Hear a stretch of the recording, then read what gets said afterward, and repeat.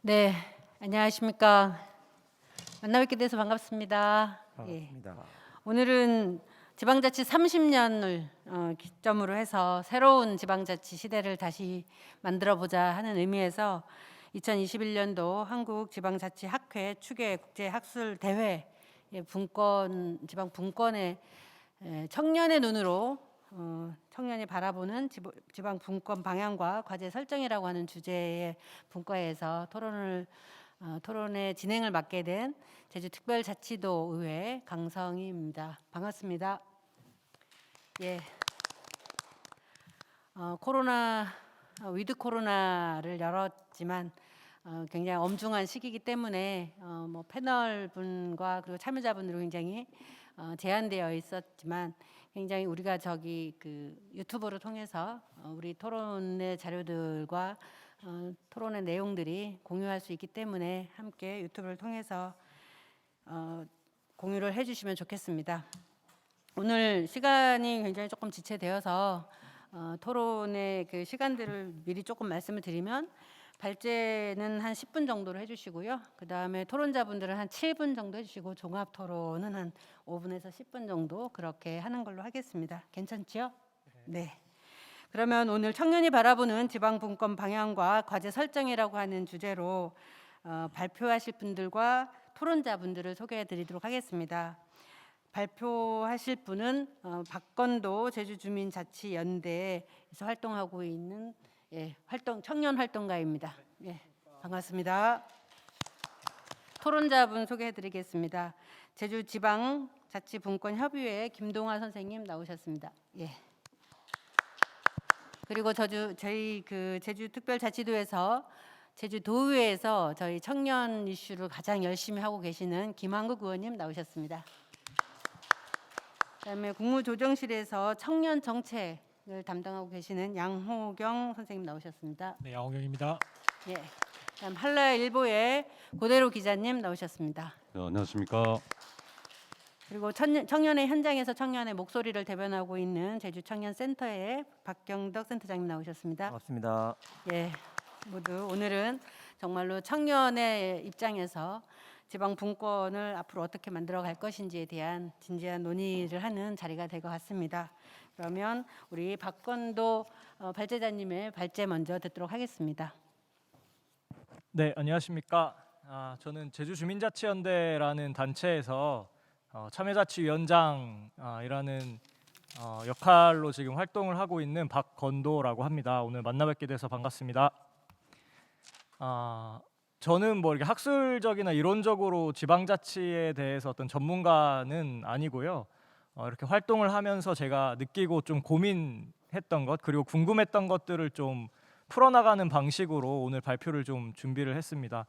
동료 청년분들이 더 많이 오실 줄 알았는데 그래서 이제 좀 그런 것들을 기반으로 발제를 준비했는데 오늘 더 이제 청년 관련 기관에서 오신 분들도 계시고 그래서 한번 이야기를 잘 나눠보았으면 좋겠습니다.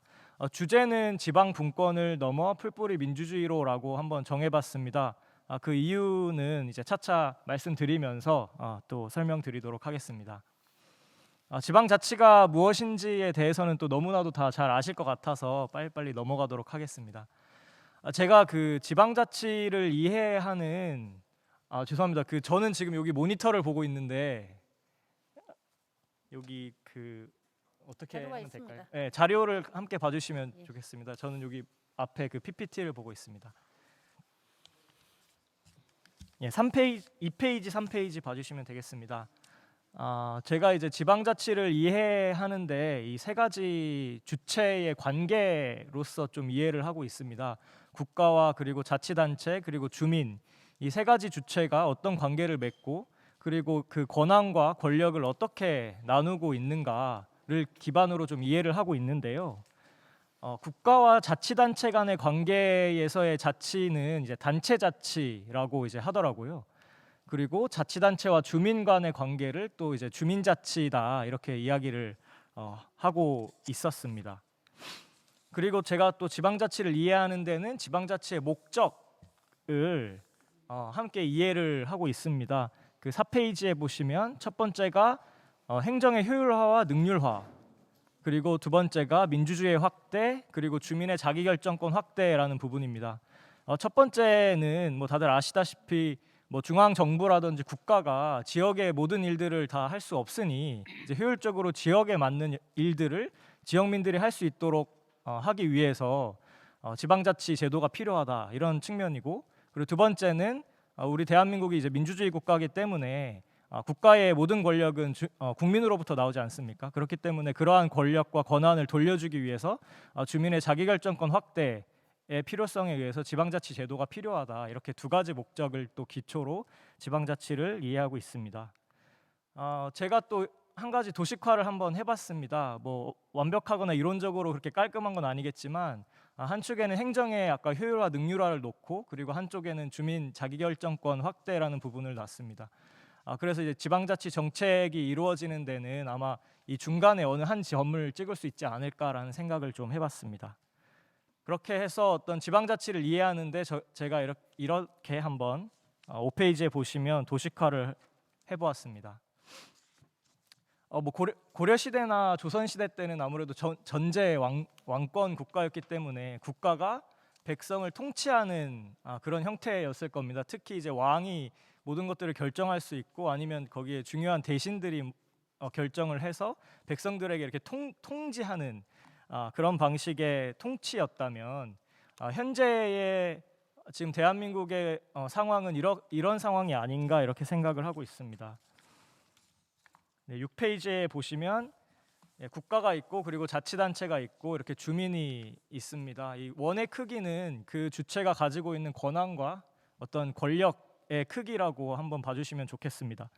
그리고 행정의 효율화와 자기결정권 확대의 부분에서는 좀 더 행정의 효율화 측면에 방점이 찍혀 있지 않나, 지금의 대한민국의 자치 정책, 지방자치 정책의 상황은 이렇게 좀 도식화할 수 있지 않을까 좀 고민해봤습니다.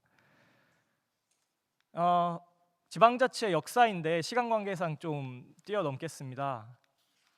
그래서 지방자치의 현 주소로 10페이지에 봐주시면 대한민국 헌법에 이제 지방자치단체에 대해서 명시가 되어 있고, 그리고 또 118조에 보시면 지방자치단체에 의회를 둔다, 이렇게 간략하게 두 개조를 할애해서 지방자치를 이제 명시하고 있습니다. 그리고 이제 나머지 들은 이제 법률로 정한다, 이렇게 되어 있는데요. 그 대표적인 법률은 아마 지방자치법이 될 것 같습니다. 아까 이제 극단에서도 너무 설명을 잘해 주셔가지고 제가 뭐 따로 또 설명을 하는 게 필요할까 싶을 정도로 설명을 잘해 주셔서 아까 연극을 너무 재밌게 봤는데요.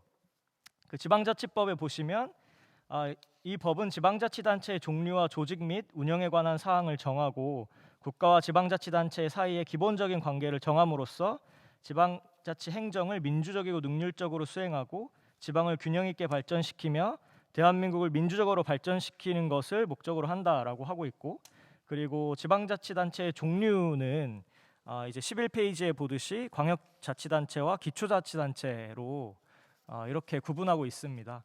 이제 대한민국에는 17개 광역자치단체가 있는데, 그 중에 하나로 우리 제주특별자치도가 있고, 그리고 더 세분화돼서 이렇게 기초자치단체를 두고 있지만 제주도에는 현재 기초자치단체가 없는 상황입니다. 이 부분도 뒤에서 간략하게 설명드리도록 하겠습니다. 지방자치법에 대해서 좀 더 구체적으로 설명을 드리려고 했었는데요. 또 시간 관계상 좀 넘어가도록 하겠습니다.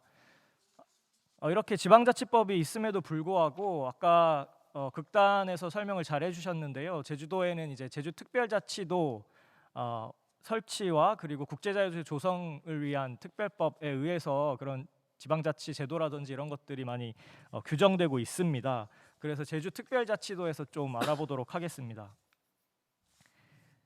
제주특별자치도 설치 및 국제자유도시 조성을 위한 특별법에 보시면 이제 목적 조항이 있는데, 이제 제주도의 지역적, 역사적, 인문적 특성을 살리고, 그리고 자율과 책임, 창의성과 다양성을 바탕으로 고도의 자치권이 보장되는 제주특별자치도를 설치하여 실질적인 지방분권을 보장하고, 행정규제의 폭넓은 완화와 국제적 기준의 적용 및 환경자원의 관리 등을 통하여 경제와 환경이 조화를 이루는 환경친화적인 국제자유도시를 조성함으로써 도민의 복리 증진과 국가 발전에 이바지함을 목적으로 한다.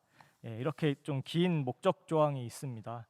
좀 더 설명을 드리면 이제 1편은 총칙이 나와 있고요. 그리고 2편 같은 경우는 제주특별자치도의 설치와 운영에 관한 것들이 규정돼 있고 3편에는 국제자유도시 개발 및 기반 조성, 그리고 4편에서는 산업발전 및 자치분권 강화. 아까 이 법의 내용은 아까 극단에서도 아주 잘 설명을 해주셨습니다. 그래서 이제 제주특별자치도의 어떤 기본 구상은 그 자치 모범 도시를 육성하고 또 한 축으로는 국제자유 도시를 육성하는 것으로 되어 있습니다. 근데 이제 이 한 가지 법에 어떤 자치 제도에 대한 것들과 그리고 국제자유 도시를 육성하겠다라는 것에 대한 내용이 한꺼번에 들어 있다는 점은 그러한 자치 제도와 국제자유 도시를 조성하는 것이 어떻게 맞물려 있다라는 것으로 이해할 수 있겠습니다. 그렇지만 이게 좀 더 설명을 드리면 그 이제 국제자유 도시가 사람과 자본과 상품이 자유롭게 이동할 수 있고 그리고 기업 활동의 편익이 최대한 보장되는 도시를 말을 하고요.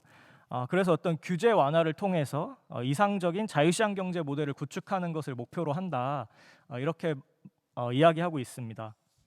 근데 저는 이 부분을 좀 공부를 하면서 약간 궁금증이 들었습니다. 그 특별자치도라고 하는 것은 어떻게 보면은 행정에서 중앙 정부에서 권한과 권력이 지방 정부로 이양이 되고 그것들이 이제 주민들에게 또 가게 되는 거잖아요. 그렇게 되면은 상당히 많은 토론과 많은 어떤 과정들을 거쳐서 하나의 일이 결정이 될 텐데 그러면 아까 말씀드렸던 국제자유 도시를 조성한다는 것은 어떤 규제 완화를 통해서 좀 더 효율적인 프로세스를 만들어 가지고 의사결정을 하겠다라는 두 가지 배치되는 내용이 이 법안에 들어있다고 저는 생각이 들었어요. 그래서 그럼 왜 자치를 확대를 해야 되는데 또 행정의 효율화를 이야기할까라는 고민을 했었거든요. 이 측면에서 또 한 가지 말씀을 드리면 그 아까 연극에서도 말씀을 해주셨는데 제주특별자치도가 만들어지면서 4개 시군이 폐지되었습니다. 이 자료에 18페이지 자료에 보시면 그 제주자치도는 지방자치법에도 불구하고 그 관할 구역에 지방자치단체인 시와 군을 두지 아니한다 이렇게 되어 있습니다. 그러면 시장이 있고 서귀포 시장이 있고 제주시장이 있고 군수들이 있고 그것들을 우리 주민들이 투표를 통해서 뽑고 그러한 시장이나 군수들을 우리가 견제할 수 있는 의회를 두고 있는 것이 더 자치를 확대하는 것이 아닌가라는 생각을 했는데 되려 이 법에서는 4개 시군이 폐지되었다고 하니 이게 저는 잘 이해가 되지 않아서 그러면은 이게 어떤 국제자유 도시를 조성하는 데에 어떤 연관성이 있겠구나 이런 좀 고민이 들었습니다. 그래서 제가 이제 좀 내린 결론은 제주특별자치도라는 이 제도는 아까 말씀드렸던 어떤 국가와 자치단체 간의 관계를 설명하는 단체자치에 좀 더 방점이 찍혀 있어서 이것들을 좀 더 주민들에게 자기결정권 확대로 가는 것이 아니라 어떤 행정의 효율화에 방점을 찍고 있는 것이 아닌가 좀 그러한 결론을 좀 내리게 됐습니다. 그래서 이후에는 좀 단체자치의 측면보다 이제 주민자치, 주민 자기결정권의 확대의 측면에 정책들을 많이 도입할 필요가 있고 그리고 그러한 부분을 통해서 제주특별법이 좀 전면 개정됐으면 좋겠다 하는 생각을 하게 되었습니다. 네, 이것으로 발표 짧게 마무리하도록 하겠습니다. 네. 예, 박건도 위원장님 이분이 그래도 지난 겁니다. 결론을 말씀하실 것 같아서 제가 조금 시간을 더 드렸고요. 아무튼 우리가 1시간 이내로 토론을 아주 컴팩트하게 진행을 하려고 합니다. 양해 바래고요. 특별히 이제 청년들이 바라보는 자치는 지금까지는 행정의 어떤 효율화 중심이었다고 하면 이제는 주민들의 목소리를 반영하는 정말로 진정한 자치의 확대가 더 필요하지 않나라는 주제였던 것 같습니다. 그러면 토론을 좀 본격적으로 하겠습니다. 김동화 선생님 먼저 하시면 좋겠습니다. 예. 지방자치법에는 사실 지금 이미 제기된 많은 문제들이 있는데 공통적으로 말씀하신 부분들은 뭐 예를 들면 117조의 법령의 범위 안에서라는 이러한 종속적인 조항들 때문에 많은 분들이 자치에 대한 중요성이나 아니면 차별성을 좀 느끼기 힘든 것 같습니다. 제주특별자치도도 출범한 지 15년이 되었고, 그리고 많은 부분에서 권한 이양을 받아오는 등 많은 성과가 있었지만, 실질적으로 청년이 자치에 대한 청년들의 인식을 조사하면 60~70%가 모른다 혹은 관심 없다라는 의견이 많은 편입니다.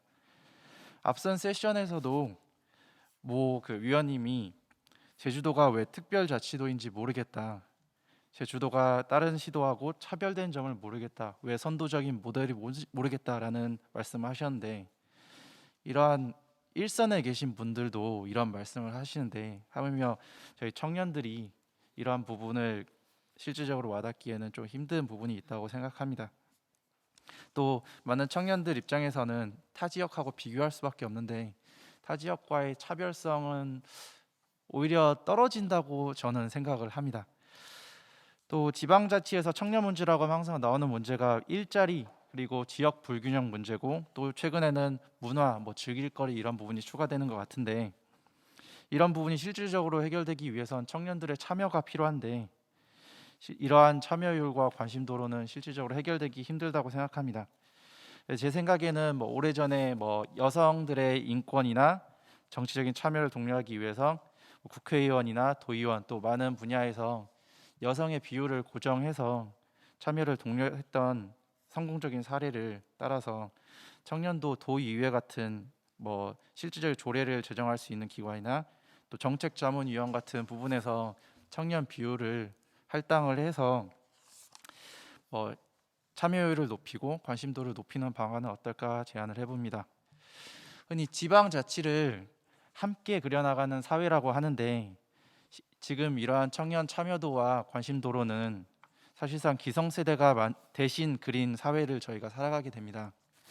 이러한 자리가 많아져서 또 청년들이 어떻게 관심도를 높이고 참여율을 높일 수 있는지 서로 연구 한번 해봤으면 좋겠습니다. 감사합니다.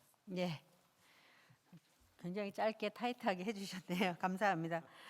다만 좀 아쉬운 거는 제주도가 특별자치도로 15년, 지방자치 30년 동안에 제주도의 어떤 그런 차별성, 타 지역과의 어떤 청년 정책으로서의 어떤 차별성이나 청년 자치로서의 차별성이 별로 없다라고 하는 말씀을 듣고 참 정당인이면서 정치인 한 사람으로서 우리가 좀 그런 부분들을 좀 많이 방기하고 있지 않았나라는 반성을 또 하게 됩니다. 예, 감사합니다. 그러면 그 다음에는 좀 더 청년의 목소리를 더 많이 듣는 방식으로 제주 청년센터의 박경덕 센터장님이 해주시는 걸로 하겠습니다. 예, 청년센터 센터장 박경덕입니다. 제가 오늘 이 자리 그 세션의 토론자로 그 연락을 받고, 제가 현장에서 우리 센터 사업에 참여하는 한 청년분 한 10분 정도를 제가 만나 뵀어요. 그래서 오늘 주제가 청년이 바라보는 지방 분권 방향과 과제 설정인데, 그 친구들한테 지방자치와 분권에 대해서 어떻게 생각하냐고 물어봤어요. 10분이 거짓말처럼 거의 대답이 비슷했어요. 관심 없다. 예. 그 뭐예요가 실질적인 답이었거든요. 그런 측면에서 봐서는 사실은 청년이 바라보는 지방 분권 방향과 과제 설정이라는 이 주제가 오히려 청년의 지방 분권과 자치에 관심을 유도하는 방법, 참여시킬 수 있는 방법이 오늘의 주제가 됐으면 더 현실적이지 않았나라는 생각을 해봅니다. 그럼에도 불구하고 현장에서 청년 정책의 일부인 활동 지원에 일을 하고 있는 사람으로서 지방자치와 지방분권에 따라서 분권의 청년들의 받아들이는 혜택은 특히 제도 같은 건 어마어마하죠. 어쨌든 분권이라는 권한을 나눠주고, 그 지방자치단체장이 누가 되냐에 따라 그 부분의 의지가 어떻게 되냐에 따라서 청년 정책을 기준으로 봤을 때 충분히 그 방향성이나 그 사업의 규모, 그리고 그 사업의 규모에 따라서 늘어나는 예산의 방향성에 대해서 충분히 혜택을 받으니까, 그리고 더불어서 그 예산을 쓰는 데 있어서 지방의회 그냥 쓰는 게 아니고 항상 근거가 있어야 되잖아요. 제주도처럼 다른 지자체보다는 좀 더 빠른 시기에 청년 기본, 물론 우리 김한국 의원님 앞에 자리 계시지만 지방 청년 기본조례가 만들어졌고, 청년 정책이 그 행정 집행부 기에서 예산을 쓰임에 있어서 근거나 명분을 마련해 놨으니까, 그런 측면에 대해서는 굉장히 나이스하다고 생각을 합니다. 그럼 향후에 어떻게 가는 게 맞냐에 따라서는 청년들의 목소리를 생각해 보면 결국은 성공한 행정이 그리고 성공한 정책이 되려면 그 수혜 대상자가 만족을 해야 되거든요. 내가 정말 만족을 해야 돼요. 그러면 그건 정말 성공한 겁니다. 제주도 청년 정책도 마찬가지예요. 그 수혜 대상자인 청년들이 만족을 해야 되는 거죠. 그러면 자치하고 이걸 덧붙이다 보면 만족이 되려면 선행 조건이 뭐가 있냐면 성취감을 먼저 얻어야 돼요. 내가 낸 의견이 내가 제안한 내용들이 실질적으로 정말 딱 이루어졌을 때 성취감이 먼저 이루어지고 그 성취감을 바탕으로 본인들이 스스로 자기 결정에 의해서 제안한 내용들이 현실화됐을 때 그 만족도는 이루어갈 좀 높거든요. 지방 분권의 그리고 지방 자치의 방향도 그런 성취감을 높이는 데 좀 더 당분간 중점을 줘야 한다고 생각합니다. 그 앞에 서두에 그 주제 발표했던 박건도 우리 주민자치연대 의원님이 말씀하신 것처럼 보시면 행정 위주로 많이 무게가 잡혀 있는 게 사실은 현실이에요. 그 청년 정책만 놓고 봤을 때 제주도에서도 연탁회의도 있고 청년 정책 조정심의위원회라는 게 또 있습니다. 많은 의견들을 드려요. 드리면 그걸 관할하고 있는 우리 제주도 같은 경우는 서기관 중심으로 한 부서가 따로 마련돼 있고 거기에 대한 의견을 각 부서에 전달을 해요. 그러면 거기에 참여했던 청년들이 항상 들려오는 얘기가 뭐냐면 대답이 똑같대요. 행정에서 나오는 대답이 검토 중. 그죠? 그리고 이래서 안 돼? 불가. 저래서 불가. 그러면 성취감이 떨어져요. 의견 내고 싶지가 않아지는 거야. 청년들이 참여하고 싶은 마음이 떨어지는 거예요. 이걸 어떻게 이게 더 끌어올릴 거냐에 대해서 더 고민이 필요한 것 같고, 이래서 안 돼, 저래서 안 돼가 아니는 이건 이렇게 하면 가능할 것 같고 저건 저렇게 하면 가능할 것 같고 그걸 같이 고민할 수 있는 제도적 장치가 필요하지 않을까. 그리고 당장 지방 분권과 청년들에게 지방 분권과 지방 자치에 참여하세요, 관심을 두세요 하려면 만족감을 어떻게 높일까지 고민을 해야 되고 그 만족감을 높이기 위해서는 일단 성취감을 어떻게 줄 것인가에 대해서 현실적으로 행정과 그리고 의회도 같이 고민해야 된다라는 게 제 네. 기본적인 생각입니다. 여기까지 하겠습니다. 예. 박영덕 센터장님은 아무래도 청년 정책의 실체의 현장에 있는 분이기 때문에 특히나 거기에 이제 참여하는 다양한 청년들의 목소리가 정책에 조금 더 구체적으로 반영되고 그게 실현될 수 있으면 좋겠다. 그래야 청년들이 함께하는 지방자치를 꿈꿀 수 있다라고 하는 지적이었던 것 같습니다. 예. 토론 감사합니다. 그러면 또 이제 이런 청년들의 목소리들을 어떻게 또 중앙 정부 차원에서는 받아들이고 또 지방 분권하고 지방 자치 사이에서 어떤 조율들을 하시고 계시는지 우리 국무조정실 양호경입니다. 양호경 네. 예. 예. 제가 간단하게 소개드리면 저는 그 전에 청년 단체 활동도 좀 하고 지금 임기제로 국무조정실에서 청년 관련된 일을 하고 있습니다. 굳이 설명드린 이유가 제가 이제 말씀드리고 싶은 게 그 뭐 반반 섞여 있어서 그런 것 같고요. 뭐 위치에서 느끼는 말씀드릴 건 드리고 또 제가 느끼는 생각들도 좀 같이 드리겠습니다. 제목이 청년이 바라보는 지방 분권 방향과 과제 설정인데 그런 문제의식이 계속 듭니다. 항상 왜 청년이 바라보는 것만 따로 듣지 약간 여성이 바라보는 건 따로 듣지 않고 왜 어르신들이 바라보는 건 따로 듣지 않고 중년층이 바라보는 건 따로 듣지 않고 청년을 바라볼까라는 거부터 이제 문제의식 좀 말씀드리면 이게 그 뒤에 내일 세션에서 온라인 세션에서 그런 게 있더라고요. 청년 유입 정책에 대한 온라인 세션 같은 게 뒤에 내일 세션에 있었던 것 같습니다. 이 청년을 유입시킬 것이냐 항상 보면 여러 지자체에서 유입시켜야 된다, 유출 막아야 된다 이런 정책들을 많이 하고 계신데 이게 실제 청년의 욕구인지 아니면 그 행정이나 그 지역에서 약간 산업을 이렇게 유지하기 시작한 뭐 욕구인지 이런 것들에 대한 조금 방향들이 조금 더 깊게 좀 논의되고 청년들의 목소리가 조금 더 있어야 되는 거 아닌가라는 첫 번째 문제의식이 있습니다. 청년 담당 부서 제가 그 올 전반기 때 여러 17기 시도를 다 돌면서 청년 담당 부서나 청년들 좀 많이 만나면서 그런 생각이 많이 들었습니다.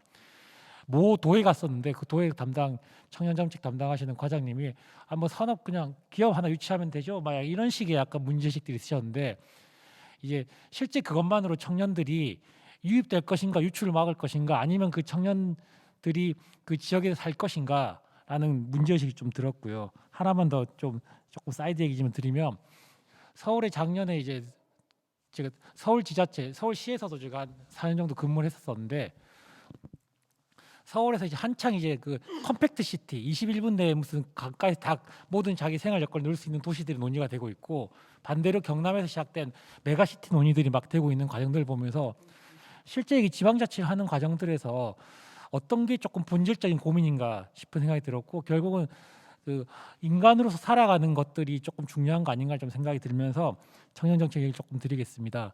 청년 정책은 이제 2015년에 지자체부터 시작됐던 정책이고 이게 단순히 유입 정책이냐 유출 정책이냐가 아니라 청년들의 삶의 조건들을 조금 바꿔보자는 정책들이 좀 있었고 이게 중앙부 2015년에 그 서울시에서 조례 만들어지고 14년 말에 광주에서 관련된 과가 만들어지고 시작돼서 5년 만에 중앙부처에 제가 있는 국무조정실까지 생길 정도로 엄청나게 빠른 속도로 제도화가 됐습니다.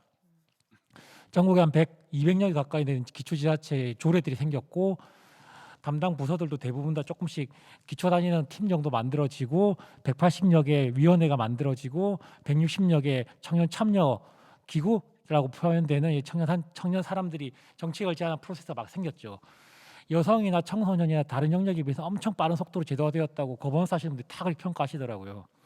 그러면서 아까 저 센터장님 말씀하셨던 것처럼 약간 불만족스러운 얘기, 제도화 불안정성 아니면 시장이 바뀌는 거에 따라서 있던 센터가 활동자는 센터가 사라지거나 뭐 이런 약간 있습니다만 엄청나게 빠른 속도가 제도화됐습니다.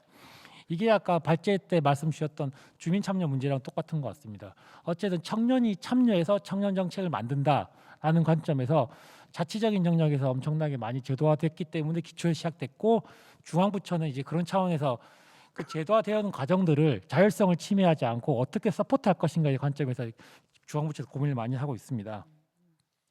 저희가 아직 뭐 어떻게 확정적으로 되어 있지 않지만 지금 제도화되어 있는 것들이 아까 김동환님 토론하실 때 말씀 주셨던 것처럼 그 2030이라고 해서 중앙부처 여러 부처 포함해서 기초까지 포함해서 20% 위원회에 30%의 청년을 들어가게 하자.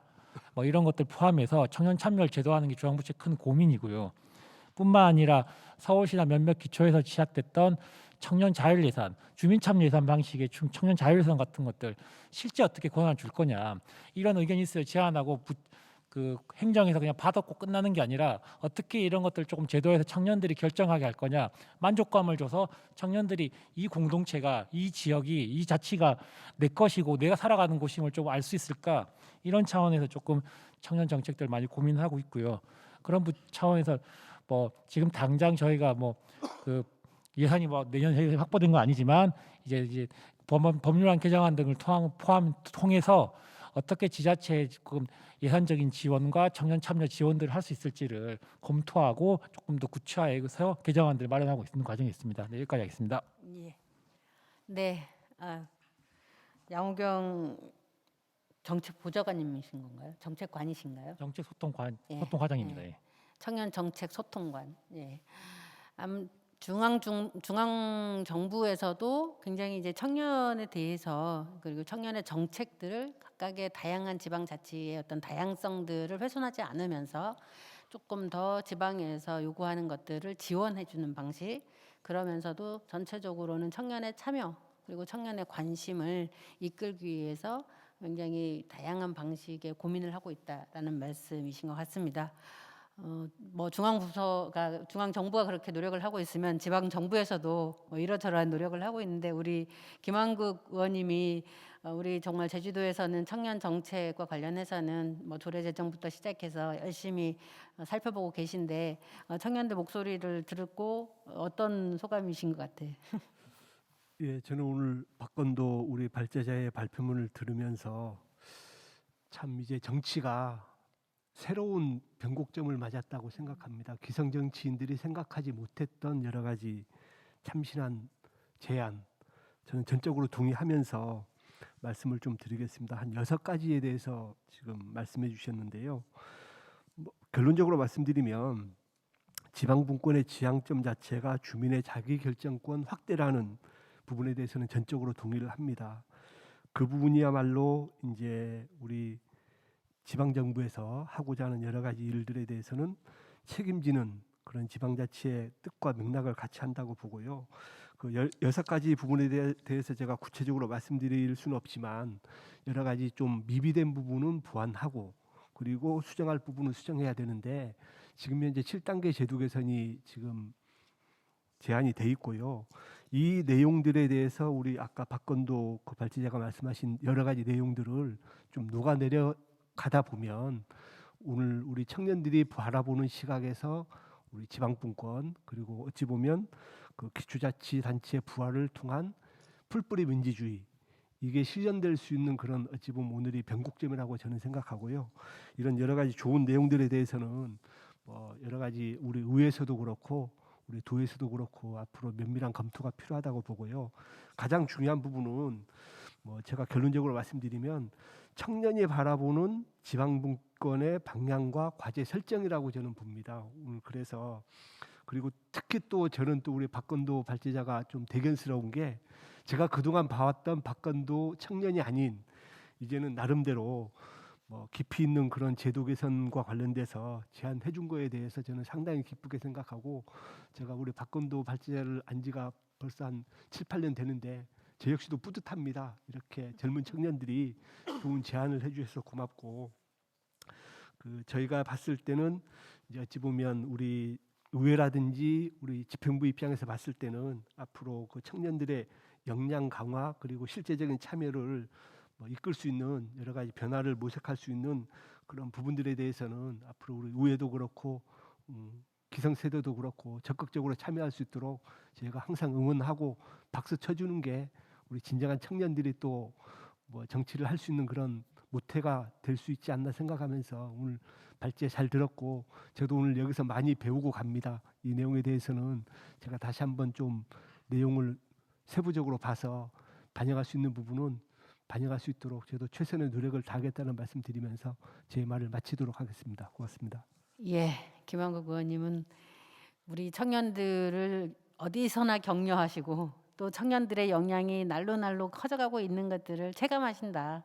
그러니 청년들이 바라보는 지방 분권이나 그 과제 설정에서도 청년의 목소리를 더 깊이 있게 반영하겠다라는 말씀으로 토론을 마치셨습니다. 감사합니다. 이제 한라일보의 고대로 기자님, 우리 청년들이 바라보는 정말로 지방자치와 지방분권의 모습이 어떠해야 할지 그리고 현재의 우리 청년들이 고민하는 내용들을 들으셨는데요. 기자로서 선배로서 토론을 해주시면 좋겠습니다. 네, 안녕하십니까. 한라일보 고대로 정치부장입니다. 2016년 7월 그 특별자치도가 출범하면서 저도 그 현장에서 당시 김태현 지사님 그리고 노무현 우리 대통령님께서 선포를 해서 저희들이 굉장히 기대했었죠. 외교, 국방, 사법, 국가 존립하는 사물을 제한 모든 것에 대해서 이양해주겠다. 그리고 미국 연방제 수준의 자주권을 부여해주겠다. 이렇게 얘기하면서 굉장히 기대를 가졌었는데 그동안 저희들이 취재하면서 15년 동안 많이 쓴 게 무늬만 특별자치도였다. 이런 얘기를 굉장히 많이 썼지 않습니까? 그러면서 최근에 보면은 시민사회 단체에서 국제 자유도시를 폐지하자 이런 이야기까지 나오면서 굉장히 부정적인 어떻게 보면은 저희들이 기대한 만큼의 효과를 도출하지 못하니까 그런 데서 오는 도민들의 어떤 상실감으로 인해서 그런 얘기를 많이 하고 있지 않나 그런 생각이 듭니다. 물론 지금까지 6차례에 걸친 제도 개선을 통해서 국가사무, 중앙사무를 이양받았죠. 이양받아서 행정에서 지금 접목하면서 쓰고 있는데 행정에서는 물론 많은 그 편리성도 있고 그 전보다는 나은 이런 정책을 쉽게 수월하게 할 수 있지 않나 하고 있지 않나 생각이 드는데, 자 그러면 그런 관점에서 본다면은 우리 제주 지역 청년들의 삶도 좀 나아져야 되지 않냐 그런 관점에서 봤을 때는 특별자치도 출범 이전과 이후 나아졌을까? 우리 지금 보면은 그런 얘기를 많이 합니다. 저희들. 예전에 저희 때는 대학을 졸업하면은 취업할 곳이 있었다. 근데 지금은 애들이 대학을 졸업해도 갈 곳이 없고 아르바이트를 하고 있어요. 그럼 이거 뭐냐? 이거 잘못된 성장을 가져온 게 아니냐?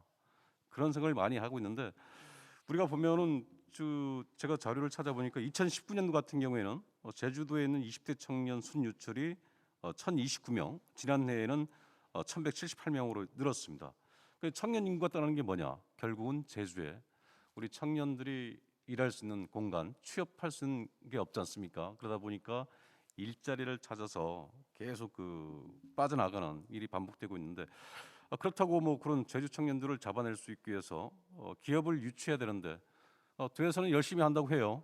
뭐 투자 설명회도 하고 기업 유치한다고 하지만은 예전에 지금 제주와 있는 다음이나 뭐 EMLSI, 제주반도체 이 정도만 있지 거의 없지 않습니까? 이런 부분에 대해서도 앞으로 반성을 해야 되지 않냐. 그리고 제가 2093년이죠. 93년도에 대학 졸업하고 그 방송사 공부를 하기 위해서 방송문화원에 갔는데 그 방송문화원 우리 교수님께서 하시는 말씀이 지금 그 케이블 TV 음악 방송의 그 지금 총괄 본부장님인데 이분이 하시는 말씀이 자기네는 원서 지원 사원 모집할 때 지방대 원서가 올라오면은 아예 쓰레기통에 버린답니다. 저희 깜짝 놀랐죠. 차라리 서울에 있는 삼류 표현이 좀 그렇지만은 서울에 있는 뭐 SKY 뭐 이런 데 말고 서울에 있는 4년제 다니는 친구를 선호한답니다. 왜냐 물어보니까 제주도에서 지역에서 열심히 도서관에서 공부하고 1등한 친구보다는 서울에 살면서 서울의 어떤 패션, 문화 이런 흐름을 나는 친구가 더 적응이 빠르고 기업에서는 활용하기 좋다. 저는 이런 얘기를 받으면서 야 그러면 우리 제주도에서 정말 도서관 다니면서 공부한 친구들은 뭔가 이렇게 차이가 있었는데 이렇게 차이가 있었는데 근데 그거는 제주도에서 강의를 안 해주잖아요. 뭐 취업 설명회 가면은 뭐 취업 원서 쓰는 법만 강의해주지 현실적으로 서울에서 그렇게 이루어지고 있다는 것은 얘기를 안 해줍니다. 그러니까 이것도 어떻게 보면은 정부에 대해서 우리가 좀 청년들에게 제대로 전달하지 못하는 것이 아닌가 그런 생각이 들고요. 그래서 마치 보니까 2018년도에 보니까 그 정부에서 정부 그 혁신 도시에 있는 공공기관에서는 지역 인재 채용을 의무화하는 이런 법안을 마련했고 지금 시행 중인데 작년 보니까 제주에 그 9개 공공기관이 있는데 이 가운데 3개 기관에서 28명을 채용했는데 이 가운데 제주대학 출신이 9명뿐이었습니다. 지금 제대 같은 경우에는 연간 1년에 1,400에서 1,500명 이렇게 배출을 하고 있는데 9명 정도 취업하는 정도라 보면은 참 미미하다. 정말 이거는 어떤 중앙정부 차원에서 생색내기 이런 정책이 아니냐. 뭐 그나마 그게 있어 다행이지만은 그런 점에서는 굉장히 아쉽고요. 또 지금 우리 청년 단체 계신 분이 나와 있지만은 제가 찾아보니까 도내에서 제주 청년들을 지원하기 위한 청년들이 활동하고 있는 기관들이 한 9곳이 있더라고요. 이 보면은 이곳에도 연간 수백억의 예산이 지금 지원되고 있는데 과연 이들 기관들이 도내 청년들을 위해서 얼마만큼 기여를 하고 있는지 저도 9개 기관을 보면서 저도 기자 생활을 하고 있으면은 처음 보는 좀 생소한 단체도 있었습니다. 그만큼 활동이 지금 많이 이루어지지 않고 있다 이런 아쉬움이 들었고요. 그래서 제가 결론적으로 말씀드리자면은 그 제주도에서 지금 예전에 그 한진그룹 같은 경우에는 지금 제주 지하수로 생수를 만들어서 수익을 창출하고 있지 않습니까? 90년대 당시에는 제주대학 출신을 뭐 올해는 이공계, 인문계 해가지고 특채로 해가지고 5-6명씩 채용을 했거든요. 지금은 뭐 그렇게 되는지 모르겠지만은 지금 제주에 있는 자원을 활용해서 제주에서 뭐 호텔을 하고 있다든가 뭐 신라도 있죠, 뭐 삼성, 뭐 현대 같은 이런 기업들 같은 경우에는 정말 제주의 환경을 이용하고 있으니까 의무적으로 지역 제대 출신이나 제주에 있는 대학 출신들을 의무적으로 채용할 수 있는 좀 강제성을 부여했으면 좋겠어요. 예. 또 하나는 아까도 얘기했지만 기업 유치. 그 원지사님 취임 이후에 중국 그 자본이 들어와서 관광 개발하는 사업에 대해서는 전부 제동 걸었지 않습니까? 그러다 보니까 당연히 일자리도 줄어들고 이런 부분에 대해서는 기업 유치에 대해서는 좀 더 주도적으로 나설 필요가 있지 않나 그런 생각이 들고요. 그리고 마지막으로 그나마 다행인 것은 우리 김한국 위원님, 강승희 우리 위원장님도 계시지만은 지금 이번에 조례도에서 그렇죠 주민참여 예산제 조례를 개정하면서 청년들의 아이디어가 반영되고 예산을 지원해서 좀 뭔가 할 수 있도록 만들어졌는데 이런 것들은 굉장히 앞으로 많이 늘려서 나가야 되지 않나 그런 생각이 듭니다. 아무튼 제주의 청년들이 갖고 있는 꿈을 정말 실현하고 나갈 수 있도록 치고 나갈 수 있도록 행정에서 앞으로 좀 더 많은 노력을 해야 되지 않나 그런 말씀을 전하면서 저는 가름하겠습니다. 고맙습니다. 고대로 기자님 고맙습니다. 과연 청년의 삶이 정말로 많이 좋아졌느냐라는 질문에 참 아쉬운 부분이 참 많다. 그렇지만 저희가 늘 삶의 질에 대한 얘기를 할 때는 최근 들어서는 좀 그런 우스갯소리도 있는 것 같습니다. 배고픈 시절은 지나갔지만 배 아픈 거는 참지 못하는 시절이 왔기 때문에 굉장히 그 다양한 목소리들을 어떤 방식으로 정책화시킬 것인지에 대한 것들이 더 많은 그리고 더 어려운 숙제로 다가온다라는 그런 넋두리를 들은 적이 있는데요. 아무튼 청년 앞서 말씀하신 그 소통관님도 그렇고 청년 관련해서 중앙 정부든 지방 정부든 2030이든 3040이든 가장 그 사회의 중심이 되는 그런 사회 구성원으로서의 역할과 그리고 그들의 목소리를 굉장히 중요하게 생각하고 있다라고 하는 것은 굉장히 그 지금 어떤 그 시대적인 어떤 시대 정신인 것 같습니다. 어떤 방식으로 그리고 그 내용들을 어떻게 채울 것인가가 되게 더 중요하다. 그 일선의 청년 센터나 그다음에 우리 청년의 목소리를 담기 위해서 분권 협의회에서 들어와서 활동하고 있는 김동화 선생님이나 어깨가 무거울 것 같고 특별히 오늘 발제해 주신 박건도 위원장님은 더더욱 어깨가 무거울 것 같습니다. 좀 한 5분에서 10분 정도만 이렇게 추가로 조금 더 덧붙여서 말씀하실 거 있으시면 발제자님부터 조금 더 얘기를 해주셔도 될 것 같습니다. 네, 그 고대로 기자님 이제 말씀 들으면서 제가 조금 덧붙이고 싶은 이야기가 있어서 말씀을 드리자면요. 그 아마 그 제주특별법에도 제주의 그런 개발 사업을 추진을 할 때 제주 지역 청년 의무 고용을 해야 한다는 조항이 있었던 걸로 알고 있습니다. 근데 5단계 때인가 이렇게 제도 개선하면서 없어진 걸로 알고 있어서 그런 부분 좀 제주 청년으로서 좀 아쉽다 이런 생각을 가지고 있고요. 그리고 제주에서 사실 김동화 의원님도 계시지만 그 중고등학교 때부터 제주의 모든 청소년들의 꿈은 탈제주입니다. 그러니까 저희 때도 그랬고 현실적인 요즘의 청소년들을 만나보면 다 육지 대학 가는 걸 목표로 하고 있다 이렇게 말씀들을 하세요.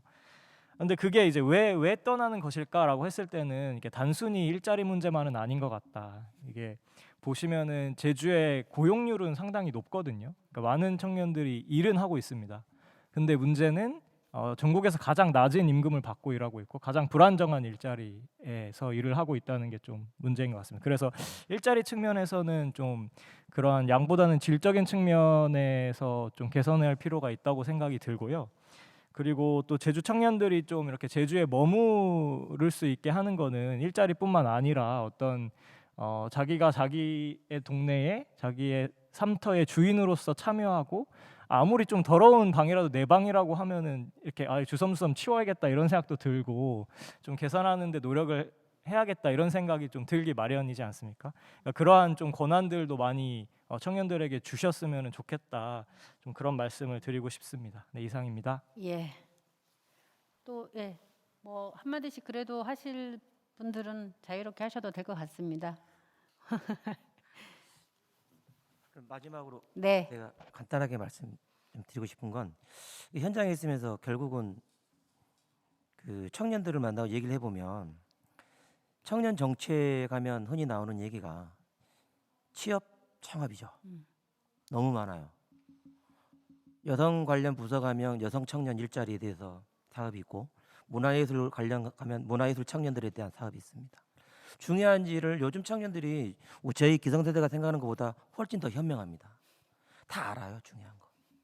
근데 지방분권 그리고 주민자치 그 안에서 청년들의 역할, 청년들이 뭘 원하는지, 중요한 지창업 외에 또 뭐 하고 싶은 게 뭔지, 배우고 싶은 게 뭔지, 또 가보고 싶은 것이 뭔지에 대해서도 한 번쯤은 제도적으로 한번, 물론 우리 김학우 의원님도 같이 청년의 삶에 대해서 고민 많이 해주시는 의원님들께서 정말 제도 같은 경우는 좀 축복받은 지자체이기도 하지만 좀 더 고민할 수 있는 그런 방향으로 갔으면 좋겠고요.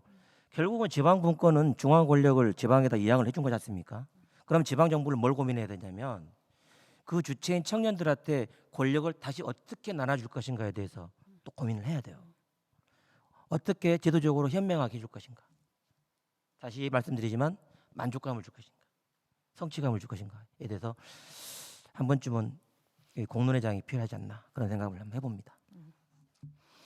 네, 저는 뭐 의원하고 있지만 어느 때보다 우리 국민들이 똑똑하고 그리고 굉장히 다양한 정보를 알고 있고 이미 자신과 직접적으로 체감할 수 있는 정책인지 아닌지를 아주 정말로 냉정하게 판단을 하시는 그런 어떤 사회 구성원의 어떤 그게 있으셔가지고요.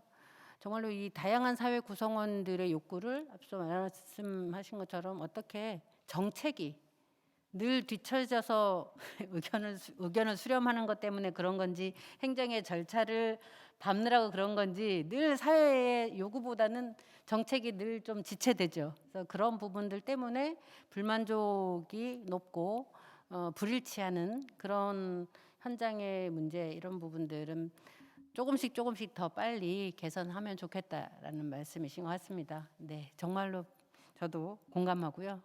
더 노력해야 된다라는 생각하고 있습니다. 예. 혹시 더 네, 저도 간단하게 말씀드리겠습니다. 앞에 그 발제자분이랑 저기 청년센터장님 말씀 주셨던 거 다 동의하는 차원에서 약간 조금 더 논쟁적일 수 있지만 아까 그 연극을 조금 보면서 그 영어 무슨 학교 유치했던 얘기를 하시면서 그걸 긍정적으로 엄청 얘기하시더라고요. 긍정적 효과가 있을 거라 생각합니다. 울산 갔을 때 울산이 대기업이 많고 현대중공업이나 뭐 자동차 등등이 많이 있는데 그 도계 그러니까 그 도를 제외하고 시계에서 청년 실업률이 제일 높은데 울산입니다.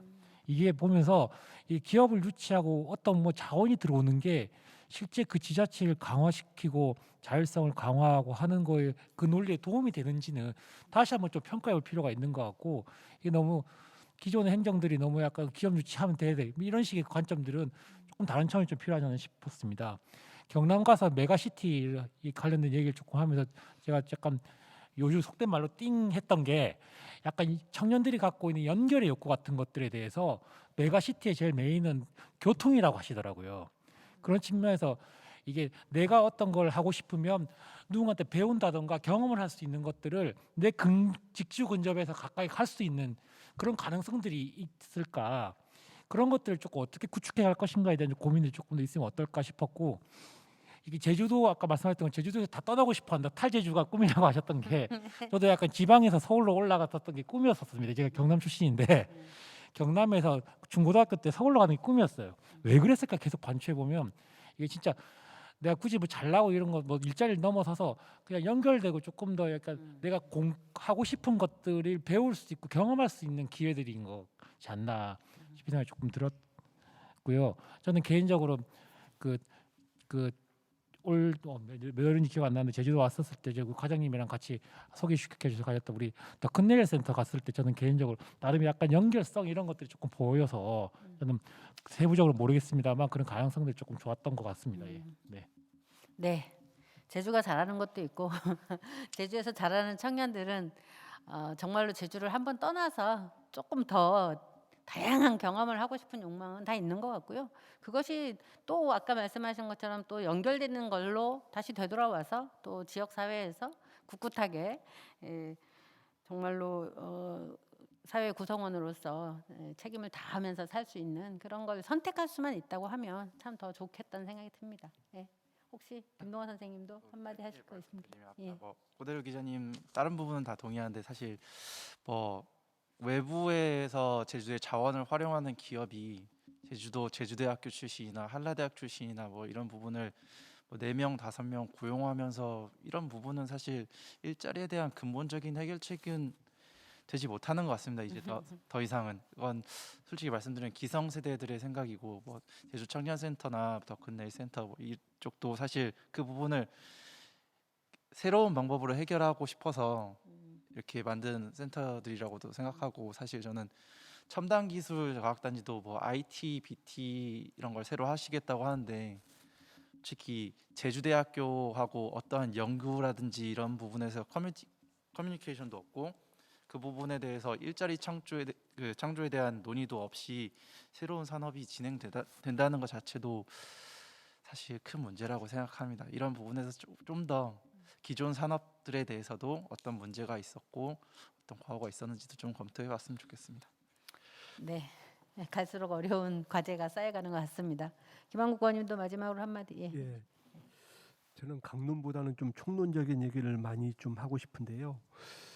그 어쨌든 변화를 바라려고 하면 그 방관자가 아닌 주도자가 돼야 되고요. 그리고 관심과 참여가 있어야 된다고 보거든요. 특히 최근에 이제 제주도 정책에서 많은 변화가 있었는데 그 중에 청년 정책의 변화는 뭐 아까 우리 박건도 우리 발제자가 말씀하신 내용 중에 하나이기도 하지만 그 참여예산 제도거든요. 그래서 주민 참여예산도 중요하지만 최근에 그 조례 개정을 통해서 청년 참여 예산 같은 경우도 지금 굉장히 저는 많이 획기적으로 발전하고 있다고 봅니다. 그래서 아까 제가 말씀드렸다시피 뒤에서 보지 말고 직접 나서서 요구도 해야 되고요. 그러려고 하면 오늘 박건도 발제자 같이 많이 알아야 됩니다.